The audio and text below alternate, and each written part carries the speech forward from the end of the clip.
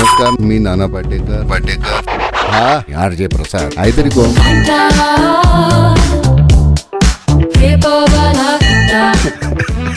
अच्छा. Good morning.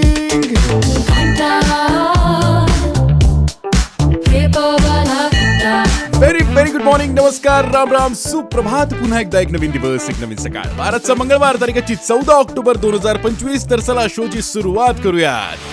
माय top 3.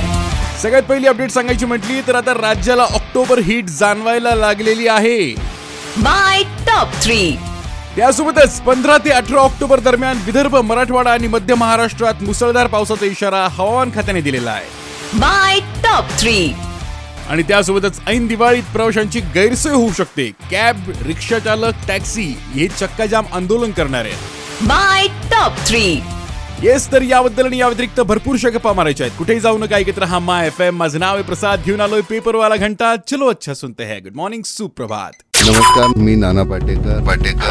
हा R J प्रसाद आहे तरी कोण?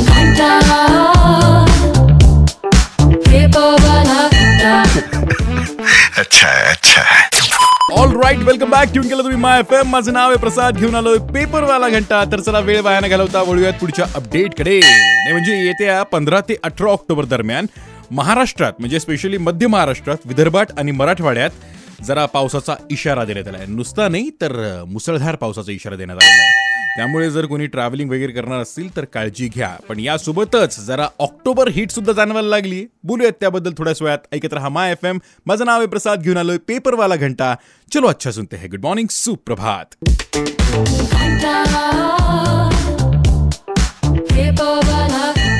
ऑल राईट, गुड मॉर्निंग, सुप्रभात. ट्यून केलं तुम्ही माय FM. माझं नाव आहे प्रसाद. घेऊन आलोय पेपरवाला घंटा. तर चला बोलूयात पुढच्या अपडेटकडे.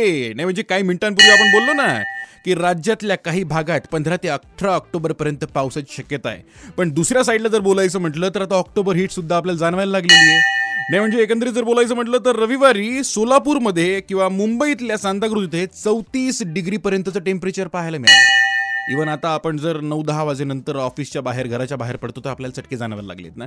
सो या बदलत्या वातावरणात तब्येतीची काळजी घेणे तितकंच महत्त्वाचं आहे. आणि थोडंफार जरी आपल्याला इकडे तिकडे वाटलं तर डॉक्टरांची भेट नक्की घ्यायची. घरचे उपक्रम लगेच करायचे नाहीत, त्याने आजार वाढत असतो.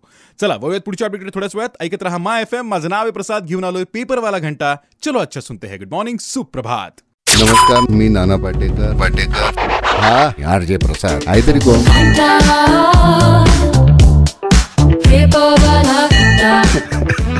अच्छा.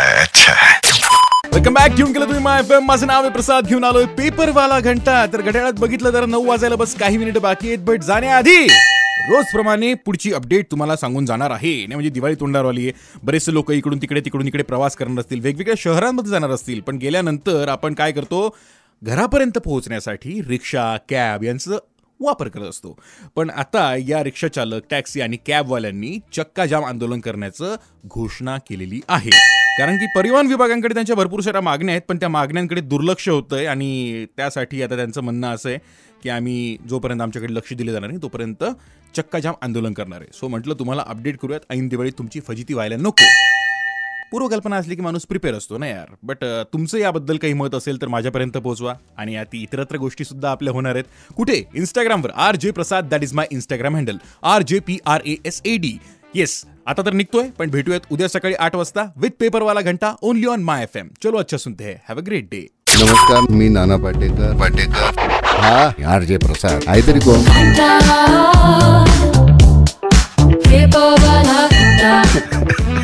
अच्छा.